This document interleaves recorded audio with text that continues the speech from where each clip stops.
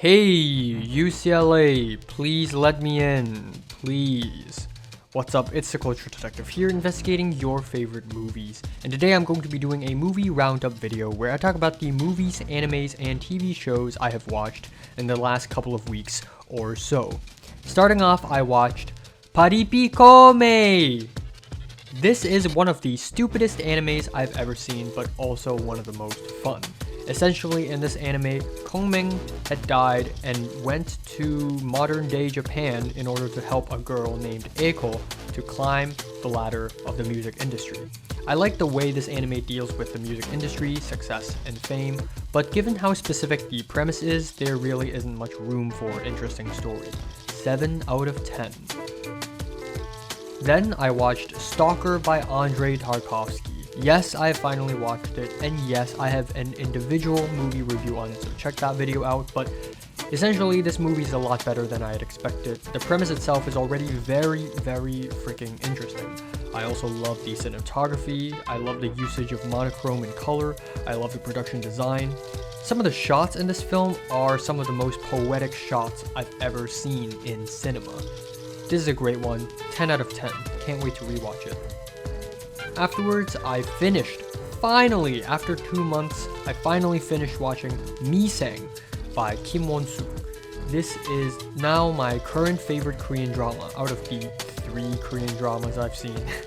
It's a bit of a slice of life-ish drama, and it can drag for a little bit, but the characters are likable and convincing, especially for the character of Oh Sang-si. He is my favorite character, and he's amazing in every scene. I like the way the show deals with life and Korean work culture, and yes, there are some cheesy moments here and there, but that just makes it an even better Korean drama, because that's how Korean dramas are. Deal with it. 9 out of 10. Then, I watched Mother by Bong Joon-Ho. This is a rewatch. This is my second watch for the film. I watched it for my film history class, and I've absolutely enjoyed it. This is my favorite film from that class, and I'm just really happy I got to see it on a big screen. On a second rewatch, or on a first rewatch, aka my second watch, I now appreciate more how Bong Joon-ho decorates every single scene with humor and quirkiness, and I also love how smoothly a scene transitions to another.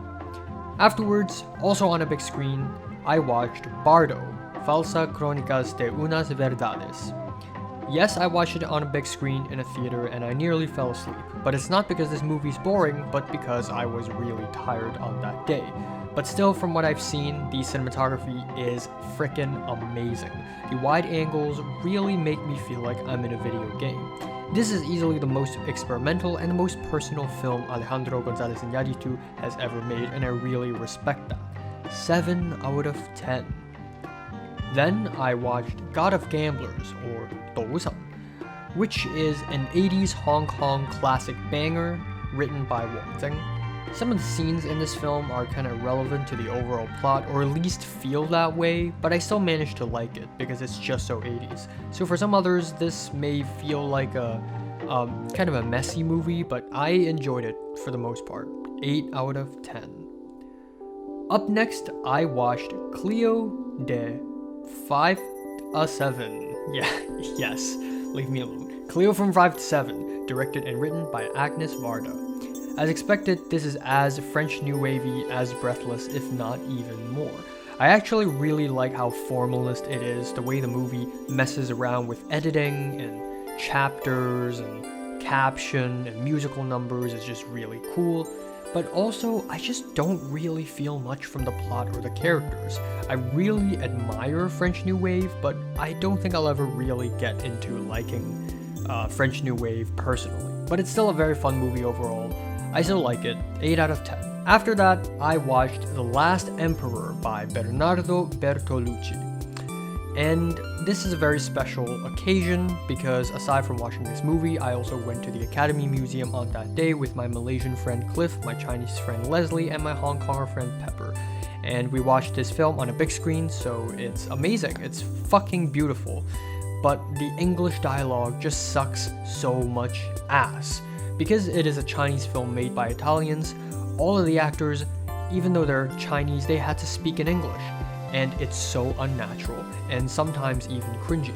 But aside from that, this is a really good film. But yeah, again, that is if you ignore the dialogue.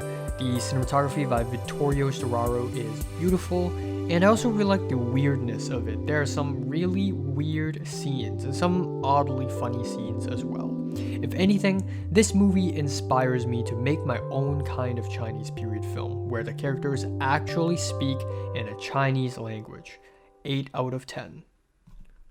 Then I watched Naraka 19. And this is a 2000s Hong Kong horror film with shitty CGI, shitty dialogue, and overdramatic editing. And the premise is almost interesting. Almost. But it's just not. 4 out of 10. Then I watched Overheard, which is also another Hong Kong film. This time it is a cop and criminal film from the year 2009. I expected this movie to suck a little bit. I expected it to be a 6 out of 10 film, but it blew me away actually. This movie is surprisingly well edited, well shot, and the last act is quite bold. If I had to say a gripe, it would be that Act 2 is a bit of a mess, but Act 3 really puts everything back together in a really nice way. 8 out of 10. Finally, earlier this morning, I finished watching Ghost in the Shell. This is a classic cyberpunk anime movie, and it's like Akira but even artsier and more abstract. This movie is surprisingly atmospheric and moody. The music is so atmospheric for some reason. The lore is also very confusing and dense, and the movie doesn't even try to explain it to the audience, unlike Akira, where we actually get to learn the lore while the plot unfolds. The Hong Kong-inspired sets are absolutely gorgeous, but instead of feeling, oh my god, this looks so alien and beautiful, I see these sets and I just go, oh wow, that building reminds me of this building, this street reminds me of that street. That airplane flying over the buildings, that shot, that is definitely 100% inspired by the Kai Tak airport, because back in the 80s, there's an airport in Hong Kong called the Kai Tak airport, literally built in the middle of the city, and the airplane would fly really low. So I see these shots and it just reminds me of those things. This movie, if anything, just made me want to go back to Hong Kong and make movies there even more, taking the advantage of the city itself. But it's still a really good movie, and it requires several rewatches. 9 out of 10. So yeah, these are the movies, TV shows, and animes I've watched in the last couple of weeks or so. I am still catching up on House of the Dragon, and I have watched half of The Parallax View, which is a movie that I planned to watch yesterday, but I can't because time. So yeah, what are the movies and TV shows you have watched lately? Comments below, let me know, and subscribe if you want more, and thanks for watching.